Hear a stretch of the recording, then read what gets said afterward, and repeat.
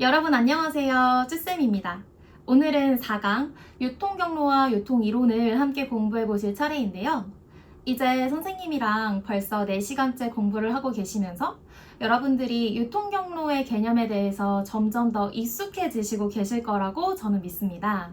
오늘은 유통경로가 만들어짐으로써 가지게 되는 장점 그리고 단점도 알아보고 이 유통경로가 도대체 왜 만들어졌는지 그거를 우리가 함께 탐구해 보실 거예요.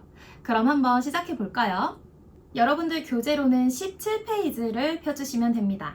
먼저 그림이 나오는데요. 이제 왼쪽에 있는 부분을 보시면 제가 여러분들께 항상 강조드리면서 설명드리는 생, 도, 소의 이 유통 경로를 세로로 나타내 봤어요. 왜 세로로 나타냈냐면 이 생산자와 도매상 그리고 소매상 소비자는 힘이 다 다르고 같은 층에 있는 친구들이 아니라 종류가 다른 어떤 위계 질서를 가진 구성원들이기 때문에 세로로 한번 나타내 본 거예요.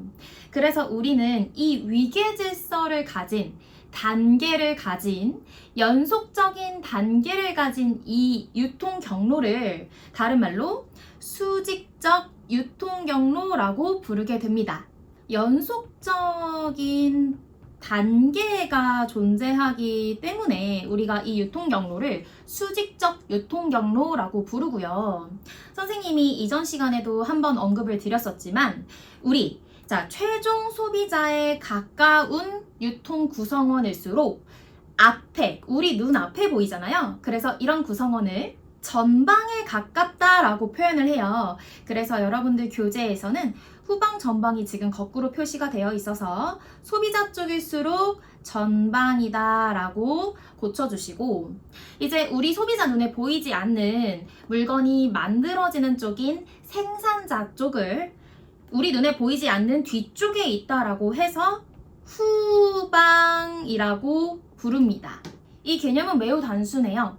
소비자 쪽에 있어서 우리 눈에 가깝고 우리 눈에 보이는 쪽이면 전방, 물건이 만들어지는 우리 눈에 보이지 않는 쪽이면 후방이라고 부릅니다. 그런데 여러분, 우리 사회에는 하나의 생산자, 하나의 도매상, 하나의 소매상만 존재하는 것이 아니죠. 수많은 생산자와 수많은 도매상과 수많은 소매상들이 존재를 합니다. 그래서 제가 여기 그림에는 예시로 소매상의 다양한 종류에 대해서 먼저 표시를 해봤는데요. 우리 바로 이전 시간에 배우셨던 수많은 소매상들의 종류가 있었잖아요. 백화점도 있고 아울렛도 있고 홈쇼핑도 있고 온라인 스토어도 있을 수가 있어요. 이렇게 수많은 소매상들은 같은 단계에 있는 구성원이죠. 그래서 우리는 이 유통 경로를 수평적 단계가 같기 때문에 같은 단계이기 때문에 수평적 유통 경로라는 개념으로 부르고 있습니다. 생도소소는 수직적 유통 경로, 백화점, 카테고리 킬러, 할인점, 홈쇼핑 등등 같은 단계에 있는 경우에는 수평적 유통 경로예요. 자, 여기까지 개념 괜찮으시죠? 그러면 밑에 교재로 넘어가서 한번 공부를 해보겠습니다. 기존 전통적 유통 경로의 특징이라고 나왔네요. 기존 전통적 유통 경로에서는 이 사회에 생산자랑 도매상이랑 소매상이 무수히 많이 존재를 하지만 이들이 하나의 연결고리를 가지고 있지는 않은 형태였습니다. 그냥 생산자는 생산자 일을 하고 도매상은 도매상의 일을 하고 소매상은 소매상의 일을 할 뿐 이들이 어떤 연결고리는 가지고 있지 않았던 형태였던 거죠. 그래서 특징을 보시면 이 유통경로 구성원들이 독자적으로 각자의 이익을 추구하던 시절이었습니다. 그래서 구성원들끼리 어떤 거래를 하긴 하지만 연결이 느슨하고 구속력 또한 없었습니다. 그렇기 때문에 싸움이 일어나거나 갈등이 생겼을 경우에는 그것을 조정하기가 매우 어려웠죠. 이렇게 각자의 할 일을 하고 각자의 이익을 추구하고 있었던 생산자와 도매상과 소매상이 어떤 연결고리를 가지고 네트워크형으로 연결이 되기 시작하면서 우리는 이것을 수직적 유통경로다라고 부르고 있는 건데요. 이러한 연결고리가 없었던 기존의 전통적인 유통 경로가 무조건 나쁜 건 아니었어요. 이 친구들이 서로 연결이 되어 있지 않았고 각자의 회사가 각자의 일만 하면 되는 형태라고 말씀을 드렸는데, 그렇기 때문에 수직적 유통 경로에 비해서는 어떤 유통 경로가 가지고 갈 수 있는 성과는 낮았지만 오히려 유연성은 높았을 수 있다고 볼 수 있습니다. 여기서 말하는 유연성이라는 것은 어떤 우리 사회에서 급격한 변화가 이루어졌거나 또는 이런 변화에 맞춰서 우리가 무언가를 변경시켜야 할 때, 이러한 예상치 못한 환경 변화에 빠르게 대처하고 빠르게 대응할 수 있었다는 장점은 있었습니다. 이렇게 기존의 전통적인 유통 경로가 가진 장점도 분명히 있기는 했지만, 이 수직적 유통 경로가 만들어짐으로써 가지는 장점이 훨씬 더 크기 때문에 점점 더 사회가 발전하면서 이 수직적인 유통 경로가 만들어진 것이겠죠. 그러면 수직적 유통 경로에 대해서 한번 자세하게 공부를 해보겠습니다. 자, 2번으로 넘어가 볼게요. 수직적 유통 경로는 영어로는 VMS, Vertical Marketing System의 약자를 그대로 한국말로 번역을 한 용어입니다. 우리가 매번 수업마다 배우고 있는 이 생도소소의 수직적 유통 경로의 개념을 먼저 살펴보시면, 운영상의 경제성, 시장에서의 영향력 획득을 위해, 이게 목적인가 봐요. 전문적으로 설계되고 관리되는 네트워크, 연결고리 형태의 경로 시스템이다 라고 나와 있습니다. 그러니까 조금 우리한테 편한 용어로 표현을 해보자면, 이 생도소소의 유통 경로가 어떤 네트워크를 가지고 연결이 되는데, 우리 편을 만든 거죠. 이게 바로 수직적 유통 경로라고 생각을 하시면 돼요. 장점을 보시면요, 이렇게 우리 편이 된 구성원들 간의 거래 비용이 감소합니다. 우리가 편 먹었으니까 서로 우리끼리의 거래를 하는데 들어가는 비용은 줄어들 수밖에 없는 구조인 거죠. 그래서 총 유통 비용을 절감할 수 있다는 장점이 있고요.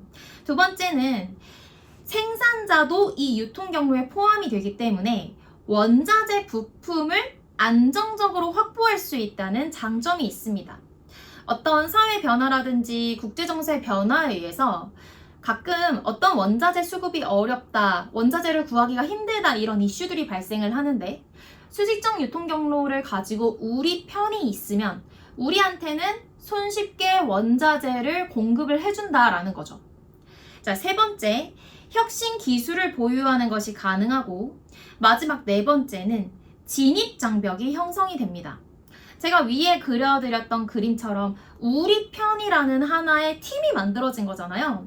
그래서 우리끼리 이렇게 되게 견고한 팀이 됐기 때문에 다른 생산자들이나 다른 도매상들, 다른 소매상들이 우리를 침범할 수 없는 어떤 울타리가 만들어진 거예요. 그리고 우리는 이 울타리를 경영학 용어로 진입 장벽이라고 부르는 겁니다. 진입을 하고 싶은데 있는 어떤 벽 같은 게 생긴 거예요.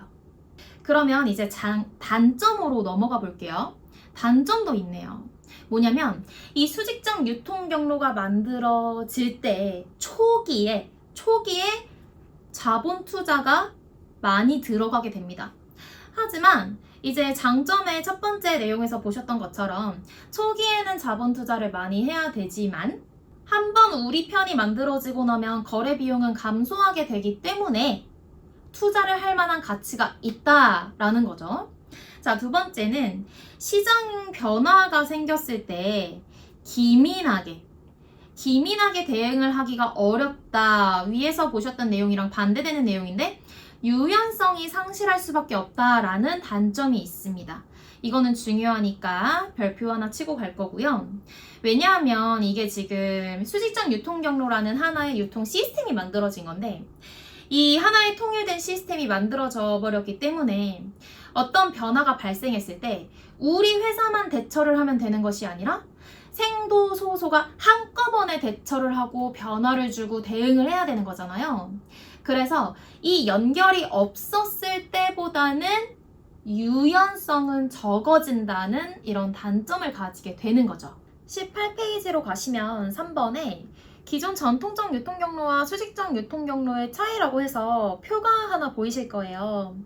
표의 첫 번째 줄 구분을 보시면 단속형 거래 관계 그리고 관계형 교환 관계로 나누어 놨는데, 자, 일단 단속형 거래 관계를 보시면 단속이라는 말은 연속의 반대말로 연속적이지 않다라는 의미를 가지고 있어요. 그래서 단속형 거래 관계가 우리가 방금 공부했던 기존의 전통적 유통 경로라고 보시면 되는 거고, 관계형 교환 관계는 수직적 유통 경로, 그러니까 네트워크로 관계가 형성이 된 수직적 유통 경로라고 보시면 됩니다. 지금 제가 첨부를 해놓은 이 표는 실제로 여러분 2023년에 기출문제로 출제되었었던 표를 그대로 나타낸 거고요. 이 표가 문제로 어떻게 나왔냐면 행 하나하나를 동그라미 1번, 동그라미 2번, 동그라미 3번, 동그라미 4번, 동그라미 5번으로 보기를 준 다음에 다음 표에서 틀린 것을 고르시오, 이렇게 문제가 출제가 됐었습니다. 여러분들 우리 앞에서 기존의 전통적인 유통경로와 수직적 유통경로의 특징을 공부를 하셨기 때문에 이게 실제 문제라고 생각을 한번 해보시고 1, 2, 3, 4, 5 중에서 틀린 것 한 가지를 지금 골라주시기 바랍니다. 이 1번, 2번, 3번, 4번, 5번 중에서 틀린 부분이 딱 한 군데 있어요. 10초 드릴게요.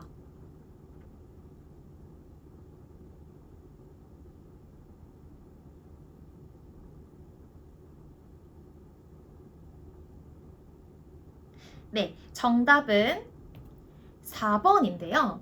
자, 하나하나 한번 저랑 같이 살펴보시죠.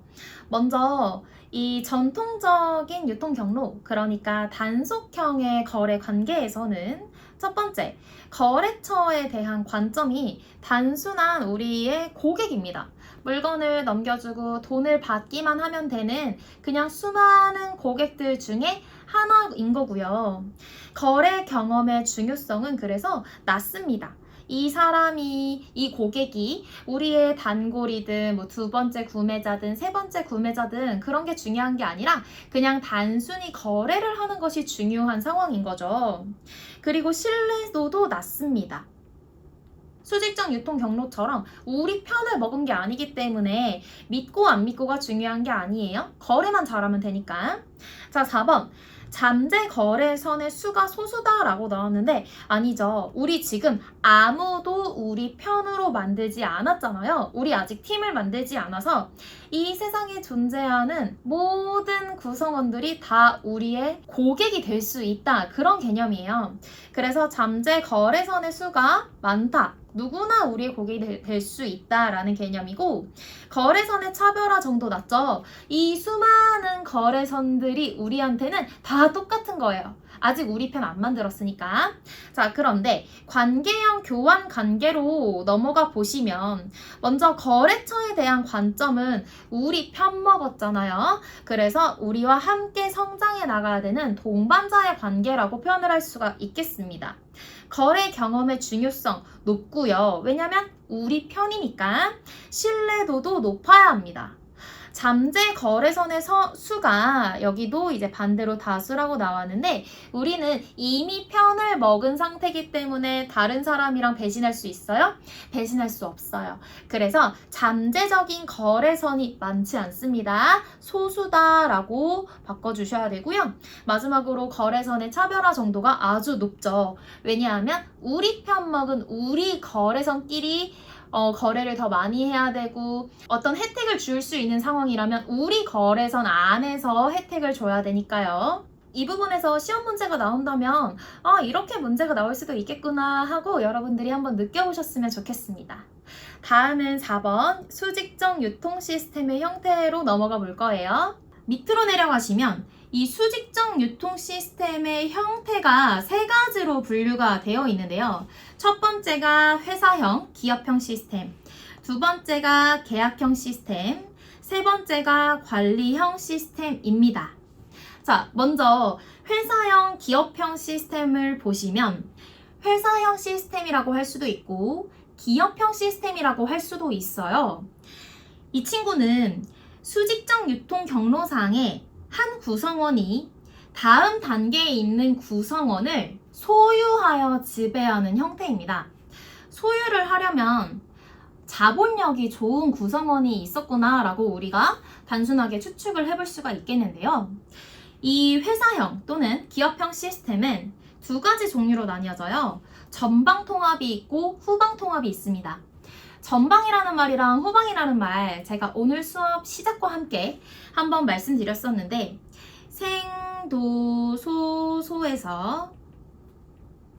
소에서 소비자 쪽으로 가까워서 우리 눈에 앞에 보일수록 전방, 생산자 쪽으로 가까울수록 후방이라고 말씀을 드렸잖아요. 그래서 이 화살표 그대로 가보시면 돼요. 자, 예를 들어 생산자가 도매상을 소유하거나 도매상이 소매상을 소유했을 경우에 전방 쪽으로 소유의 흐름이 가고 있잖아요. 이런 통합을 전방 통합이라고 부르게 되는 거고요. 반대로 소매상의 힘이 세서 도매상을 소유하거나 도매상이 생산자를 소유하게 됐을 경우에는 반대 방향으로 가니까 우린 이거를 후방 통합이라고 하게 되는 겁니다. 쉽죠? 자, 두 번째는 계약형 시스템이에요. 계약형 시스템은 수직적 유통 시스템 중에 가장 일반적인 형태로 우리 바로 이전 시간에 배우셨던 프랜차이즈 형태가 바로 이 계약형 시스템에 해당을 합니다. 제가 프랜차이즈 설명드리면서 프랜차이즈는 본사와 지점이 연결이 되는데 이 연결이 되는 방식이 바로 계약이다 라고 말씀을 드렸죠. 그래서 이 프랜차이즈 시스템이 바로 수직적 유통 시스템에서 계약형이 되는 거고요. 각 단계에 있는 독립적인 유통기관들이 경제적인 이익을 위해서 계약을 한 형태다라고 표현을 하고 있네요. 다음은 관리형 시스템입니다. 관리형 시스템은요, 자, 두 번째 설명 먼저 보시면 소유권이나 계약에 의하지 않는다라고 나옵니다. 그래서 위에서 보시면 회사형 시스템은 소유권이 키워드가 돼요. 소유권에 의해서 수직적 유통 시스템이 만들어진 형태이고 계약형 시스템은 계약에 의해서 수직적 유통 시스템이 구성이 된 형태입니다. 그런데 이 관리형 시스템은요, 소유권도 아니고 계약도 아니에요. 그러면 뭐에 의해서 유통 시스템이 만들어지는가 봤더니 어떤 한 구성원이 가지고 있는 규모나 지위나 명성에 의해서 결합이 된 형태라고 합니다. 그렇기 때문에 이 세 가지 유형 중에서는 결속력이 가장 낮다라는 특징을 가지게 되고 이때 규모와 지위와 명성에 의해서 결합을 한 그 유통 경로의 구성원을 우리가 경로 리더라고 부르고 있어요. 자, 여기까지 수직적 유통 시스템의 세 가지 형태를 보셨고요. 자, 다음은 유통 경로의 갈등 관리라는 부분이 나옵니다. 자, 유통 경로의 갈등 관리를 보시면요. 아무래도 이 많은 구성원들이 연합을 하고 팀을 만든 이 수직적 유통 경로에서는 어쩔 수 없이 갈등이 생길 수밖에 없겠죠. 이 유통 경로에 갈등이 생겼을 때 그러면 우리가 관리를 어떻게 해야 되냐까지 한번 보실 건데요.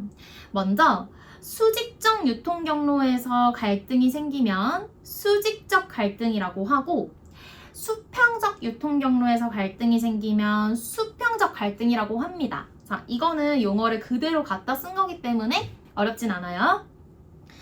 자, 수직적 갈등은 유통 경로상에서 서로 다른 단계에 있는 구성원 사이에 발생하는 갈등으로 생산자와 도매상이 갈등을 일으키거나 도매상과 소매상이 갈등을 일으키는 형태입니다.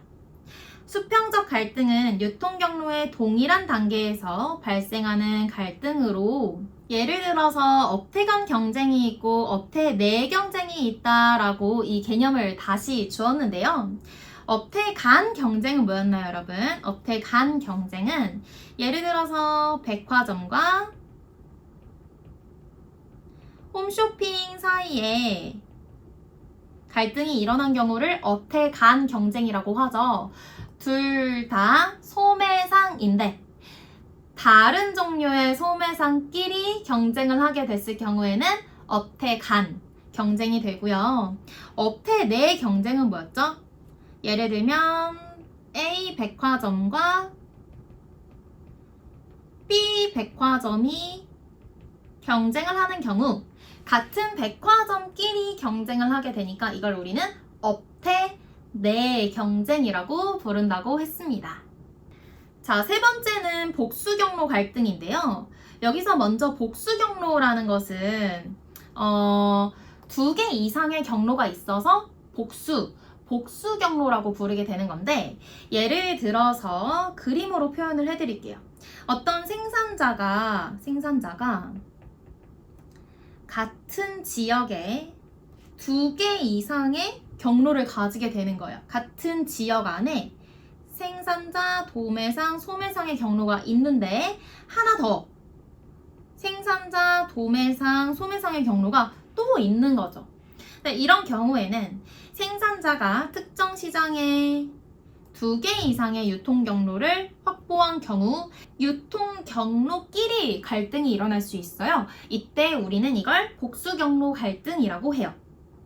자, 그러면 이 갈등 해소를 어떻게 할까 한번 쭉 읽어보고 넘어가실 건데 이 생도소소 중에서 힘이 있는 어떤 리더가 리더십을 발휘해 본다든지 또는 공동의 목표를 만들어서 우리가 마치 하나의 팀인 것처럼 화해를 해본다든지 화해, 조정, 중재 방법을 사용하거나 대화를 통해서 커뮤니케이션을 강화함으로써 이 갈등을 해결해 볼 수가 있겠습니다.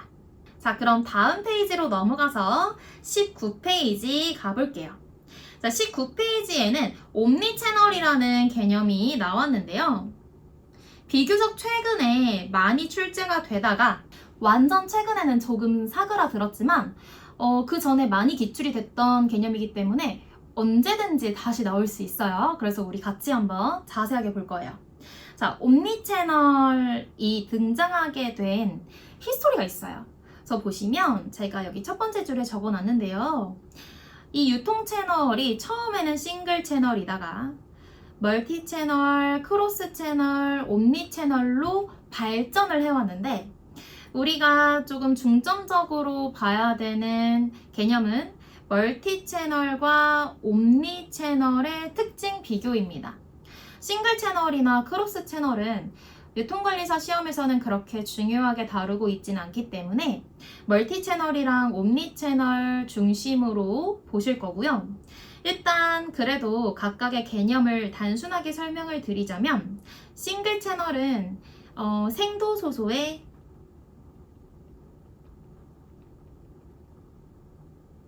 유통 경로가 싱글 딱 하나만 있는 경우입니다. 딱 하나만 존재할 때 채널이 하나니까 싱글 채널이다 라고 하는 거고 이 멀티 채널은 방금 제가 앞에서 말씀드렸던 복수 경로를 생각을 하시면 돼요.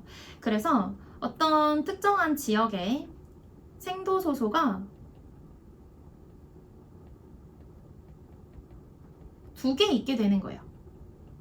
근데 이렇게 되는 경우에는 이 유통경로끼리 복수경로 갈등이 일어날 수도 있고 사이가 막 많이 좋지 않을 수도 있어요. 근데 이제 전략적으로 크로스 채널이 되면 뭐냐면 이 채널들 사이에 어느 정도의 관리가 들어갑니다. 어느 정도의 관리가 들어가게 되면 우리가 이때 이걸 크로스 채널이라고 하는데, 이제 옴니 채널에서는 이 관리가 완전히 하나로 통합이 된 형태가 돼요. 그래서 관리를 넘어서 이 복수 경로들끼리 완전한 통합을 이루었을 경우에 우린 이걸 옴니 채널이라고 부르게 되는 거죠. 자, 멀티 채널과 옴니 채널의 비교표를 보시면 먼저 멀티 채널이 나오는데요. 자, 멀티 채널은 어떤 특정 시장을 공략하는데 2개 이상의 다수의 유통 채널을 채택한 경우 우린 이걸 멀티 채널이라고 하고, 앞에서 배우셨던 개념으로는 복수 유통 경로 또는 복수 경로라고 하기도 합니다. 자, 이 각 채널에서 판매하는 상품은 동일해요. 같은 생산자가 공급을 합니다. 하지만 이 유통 경로별로 독립적인 프로모션을 진행하게 돼요. 예를 들어 똑같은 생산자가 자기가 만든 상품을 판매를 할 건데, 백화점을 통해서 판매를 할 수도 있고 홈쇼핑을 통해서 판매를 할 수도 있고, 요즘에 이제 가장 핫한 온라인 쇼핑몰을 통해서 물건을 판매할 수도 있어요. 그런 경우 굉장히 많죠. 자, 이렇게 3가지의 유통 채널을 가지고 자기의 제품을 판매를 한다라고 예를 들어보면, 이 백화점에서 판매하는 가격, 그리고 홈쇼핑에서 판매하는 가격, 온라인 쇼핑몰에서 판매하는 가격이 다 다른 거예요. 다 다르고, 그래서 우린 이걸 독립적 프로모션을 진행한다라고 표현을 한 거고, 그래서 만들어지는 사람들이 뭐냐면 바로 쇼루밍족이라는 사람들입니다. 이 쇼루밍족이라는 사람들은요, 직접 내가 매장에 가서, 백화점에 가서 내가 사고 싶은 물건을 골라요. 그런데 이 백화점에서 바로 결제하지 않고 온라인 쇼핑몰에 검색을 합니다. 온라인 쇼핑몰에 검색을 해서 뭐 회원가입을 해서 쿠폰도 받고 행사 상품으로 할인하는 가격도 찾아가지고 실제로 백화점 오프라인에서 사는 가격보다 훨씬 저렴하게 구매를 하는 사람들을 우리는 쇼루밍족이라고 하는 거예요. 이거는 백화점, 홈쇼핑, 온라인 쇼핑몰 등의 이 소매상들이 진행하는 프로모션이나 가격 행사가 다 다르기 때문이죠. 이런 개념을 이제 멀티 채널이라고 부르는 거고, 옴니 채널은요, 옴니 채널은 일단 멀티 채널이랑 배경은 똑같아요. 한 기업이 다양한 채널을 가지고 있는데 중요한 건 이것을 모두 통합하여 컨트롤하는 것이에요. 동일 제품이라면 어떤 채널이든 백화점이든 온라인 쇼핑몰이든 같은 가격과 프로모션으로 구매를 할 수 있도록 통합해서 관리를 하는 거죠. 온라인과 오프라인이 모두 통합이 되어서 온라인과 오프라인이 서로 보완적인 관계를 가질 수 있게 되고, 그래서 판매 실적 또한 모두 통합해서 관리를 하는 형태가 돼요. 이런 경우에는 쇼루밍족은 없어질 수밖에 없겠죠. 왜냐하면 내가 백화점에서 본 가격과 온라인에서 본 가격이 정확히 동일하기 때문에 백화점에서 그냥 바로 구매를. 자, 7번으로 가시면 공급망 관리라는 개념이 나오는데요. 일단 공급망이 뭐냐면, 공급망은 어떤 물건이 원자재에서 완성품으로 만들어져가지고 생산자에서 도매상, 소매상을 거쳐 결국에는 소비자까지 오는 이 모든 하나의 과정이자 체인을 물건이 공급되는 망이다라고 해서 공급망이라고 부르고, 공급망 또는 이게 하나의 체인이라고 제가 설명을 드렸는데 공급 체인이라고 부르기도 합니다. 그래서 영어로는 서플라이가 공급이라는 뜻이고 체인이 망이잖아요. 매니지먼트는 관리. 그래서 서플라이 체인 매니지먼트라고 부르기도 해요. 수직적 유통 경로랑 아주 비슷한 개념입니다. 이 하나의 공급망을 전략적으로 통합해서 관리하는 걸 공급망 관리라고 부르게 되는 거고요. 이 수직적 유통 경로가 조금 더 단단하고 조금 더 견고해진 형태라고 보시면 돼요. 개념을 보시면 수직적 유통 경로를 통합하여 하나의 공급망으로 보는 관점이다 라는 거고, 이거를 전략적으로 관리해 볼게 라는 개념이에요. 기능을 보시면 이 공급망 관리는 생도, 소소를 하나의 통합된 시스템, 하나의 견고한 시스템으로 보기 때문에 각각의 구성원들이 가지고 있는 재고가 감소하는 효과를 가집니다. 많이 가지고 있지 않고 필요할 때마다 나랑 연결되어 있는 생산자에게 요청을 해서 물건을 공급받기만 하면 되는 거니까 쓸데없이 재고를 많이 가지고 있지 않아도 되는 효과가 있는 거죠. 자, 두 번째는 업무 절차가 간소화됩니다. 우리가 하나의 회사처럼 연결이 된 형태이기 때문에 업무도 통합이 돼서 이 업무를 쓸데없이 늘려서 하지 않아도 되는 거고요. 자, 세 번째는 당연히 업무 절차 간소화되기 때문에 업무 처리 시간도 단축이 됩니다. 우리끼리만 연결이 된 생산자 있기 때문에 공급도 안정적으로 받을 수가 있을 것이고 돈도 더 잘 벌 거예요. 이익이 증가할 겁니다. 그리고 또한 제가 앞에서 진입장벽에 대해 설명을 드렸었는데 전략적인 제휴, 자, 우리끼리의 전략적인 팀이 만들어진 효과를 볼 수 있어서 그래서 진입장벽이 더더욱 견고화된다라는 장점이 있어요. 자, 이제 다음 8번은 유통이론입니다.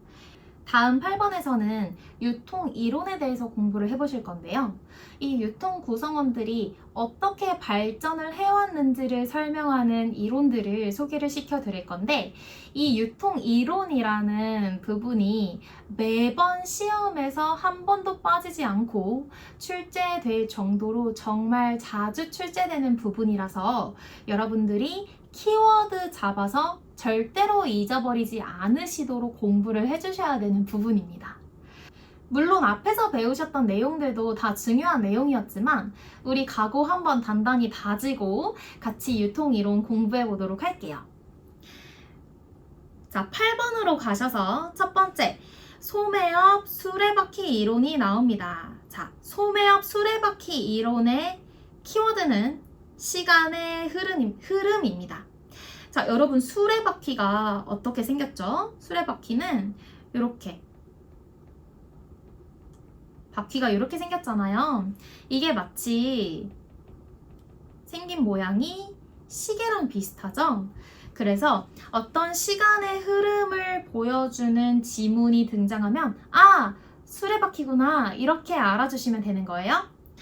자, 이 소매업 수레바퀴 이론에서는 이 유통 구성원이 도입, 성장, 그리고 취약기를 거쳐서 발전을 해왔다라고 설명을 하고요. 처음에 도입기에서는 혁신적 소매상이 등장하는데 이 혁신적인 소매상은 저렴한 가격으로 상품을 판매하고 그렇기 때문에 서비스 최소, 점포시설에 투자 안함, 제품 구색이 제한적이라는 특징을 가지게 됩니다. 그런데 이제 이 소매상이 성장을 하면요, 고가격으로 진화를 합니다. 그래서 고가격에 판매를 하는 소매상은 서비스를 차별적으로 제공을 하고 이제 인테리어에도 투자를 해서 세련된 점포를 가집니다. 그리고 제품 구색도 풍부해요. 그런데 이제 취약기가 되면 이 소매상이 성숙해지는데 이때는 고가격에 판매를 하면서도 고품질 고서비스를 유지하고 고비용과 대자본을 가지게 됩니다. 그런데 투자 수익률에 대해서는 감소할 수밖에 없는 상황이다라고 설명을 하는 게 바로 취약기의 성숙 소매상이에요. 그런데 여러분, 여기 표 안에 있는 내용을 달달 외우실 필요는 없어요. 이 표 안에 있는 내용을 설명을 하는데 어떤 시간의 흐름을 가지고 설명을 하는 내용이 나오면 수레바퀴다 라고 기억만 해주실 수 있으면 됩니다. 복습을 하실 때에는 소매업 수레바퀴 이론에서는 시간의 흐름을 키워드로 잡을 거야. 도입기, 성장기, 취약기의 시간의 흐름을 가지고 설명을 하고 혁신적 소매상, 전통적 소매상, 성숙 소매상으로 진화를 하는 내용이다 라는 것만 기억을 해주시면 될 것 같아요. 자, 다음 페이지로 넘어가서 소매점 아코디언 이론을 보겠습니다. 자, 소매점 아코디언 이론에서는요, 이 이름에서 가지고 있는 아코디언을 가지고 설명을 해볼게요. 아코디언이 여러분 어떻게 생겼냐면 이렇게 A 형태와 B 형태가 번갈아 가면서 늘어났다 줄어들었다 늘어났다 줄어들었다 하면서 이제 음을 만들어내는 악기를 아코디언이라고 하잖아요. 이 아코디언 이론도 이런 개념을 가지고 설명을 합니다. 그래서 어떤 지문에 A, B, A, B 이렇게 두 가지 요소가 반복이 되는 내용이 나오면 이건 아코디언 이론이에요. 자, 설명을 보시면요. 상품 구색이 다양했다가 전문화됐다가 다양했다가 전문화됐다가가 반복된다 라고 하거나 상품 믹스가 확대 축소를 되풀이한다. 또는 종합상품 계열, 한정상품 계열, 종합상품 계열, 뒤엔 당연히 한정상품 계열이 나오겠죠? 이런 식으로 두 가지 요소가 반복된다라는 내용이 나오면 그건 아코디언 이론이에요. 자, 키워드는 그럼 뭘로 잡으면 될까요? 키워드는 반복. 이거 하나만 기억해 주시면 될 것 같습니다. 자, 다음은 소매 수명주기 이론인데요. 소매 수명주기 이론은 이 소매업태가 발전하는 이론을 인간의 수명과 비슷하다라고 설명을 하는 이론이에요. 인간의 삶을 생각해보면요. 아기가 태어나서 청소년기에 성장을 하고 어른이 되어서 성숙을 하고 이제 노년기가 돼서 이제 쇠퇴를 해서 결국에는 죽음에 이르는 이런 수명의 하나의 주기 그러니까 라이프 사이클을 가지게 되는데 이 소매업태 또한 이런 도입과 성장과 성숙과 쇠퇴기를 통해서 없어져 버린다라고 설명을 하는 개념이에요. 그래서 이 친구의 키워드는 말 그대로 도입, 성장, 성숙, 쇠퇴를 여러분들이 이 4단계를 외워주시고 키워드로 잡아주시면 되고요. 다음은 소매적 변증법적 과정 이론입니다. 변증법적 과정 이론. 이게 말도 어렵네요. 변증법 이론에서는 먼저 변증법이 뭐냐? 자, 변증법은 어떤 하나의 형태가 있다. 그러면 그것과 전혀 반대되는 반의 형태가 생기고 그 다음에 정과 반이 합쳐져서 보완을 한 합의 형태가 생기면서 우리 역사는 진화해 왔다라고 하는 개념이거든요. 소매업태도 마찬가지로 이 과정을 거쳐서 진화를 했다라고 설명을 해요. 그래서 키워드는 정반합으로 잡으실 거고요. 정반합으로 잡아주시고 자, 예를 들어 백화점이라는 하나의 정의 형태가 있었다고 칩시다. 백화점은 고품질의 상품을 고가격에 판매를 하는 소매업태잖아요. 자, 이럴 때는 백화점과 반대되는 저가격에 소구를 하는 할인점이 생길 거야 라는 거예요. 그 다음에는 백화점과 할인점의 장점을 합친 합의 형태, 그러니까 할인을 해주는 백화점이 생겨서 진화를 하게 된다라는 거죠. 그래서 예를 들면 백화점이 고가격의 고마진의 고서비스로 제공을 하는데 이거에 반대되는 할인점이 탄생을 해서 저가격의 저마진의 저서비스로 제공을 하다가 백화점과 할인점의 장점이 합쳐져서 결국엔 할인형 백화점으로 진화를 한다라는 거죠.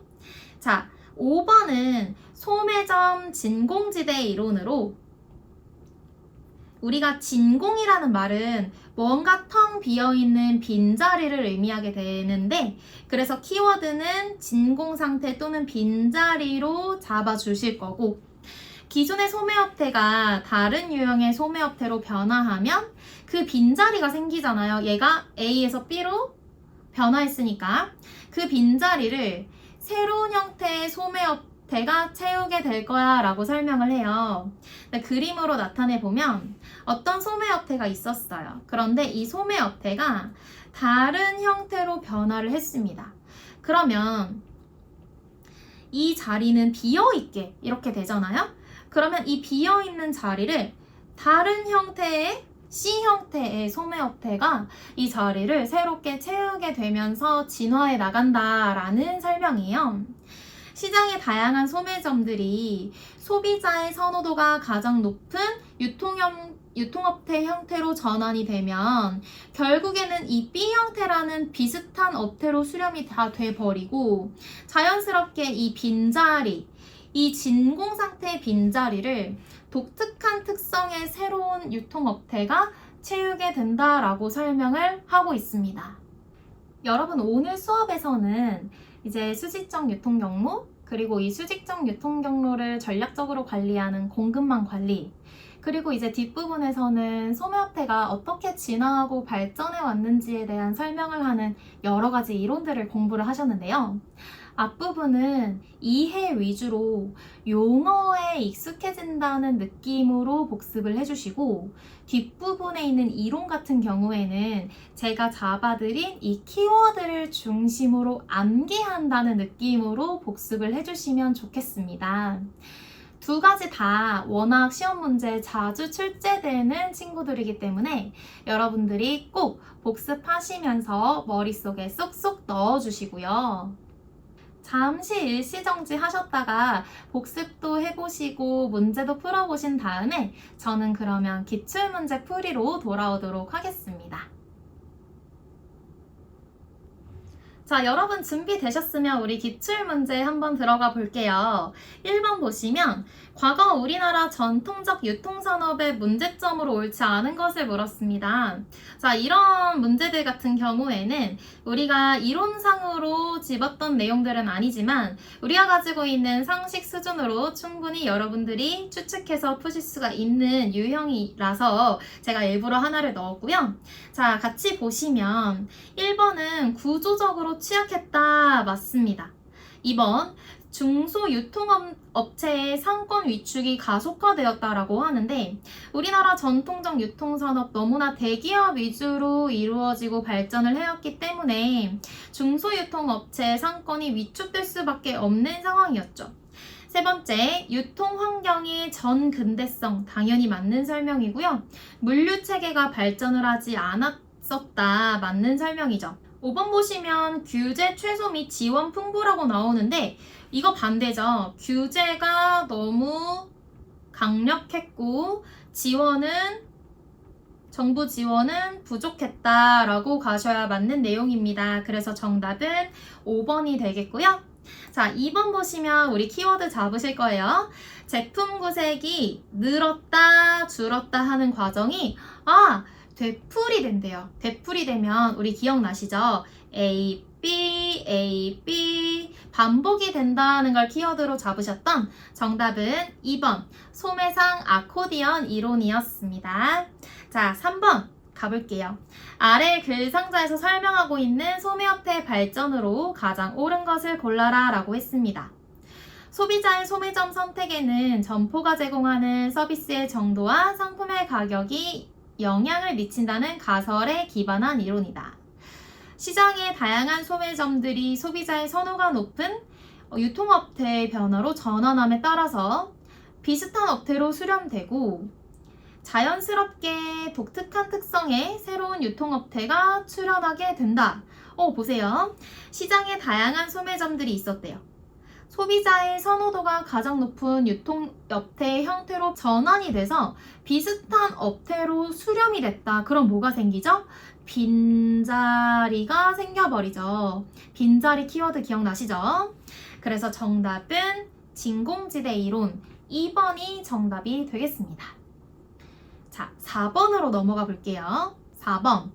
수직적 유통경로 시스템 중 계약형에 대한 설명으로 옳은 것을 물었습니다. 자, 계약형은 프랜차이즈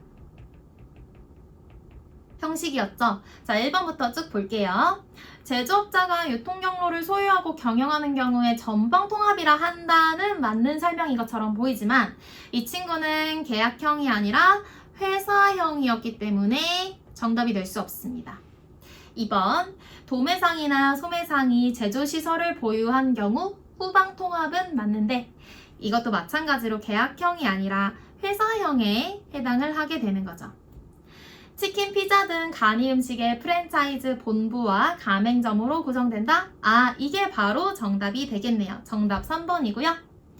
시스템의 핵심은 머천다이징 계획 협정을 기본으로 한다는 것이다 라는 내용은 나오지 않았고, 가맹점의 점주는 상품 기획 및 판촉 자료 제작에 최선을 다해야 한다 라고 나왔는데 상품 기획 및 판촉 자료 제작은 가맹점의 점주가 아니라 본사, 프랜차이저가 하는 역할이었습니다. 그래서 정답은 3번이 되고요.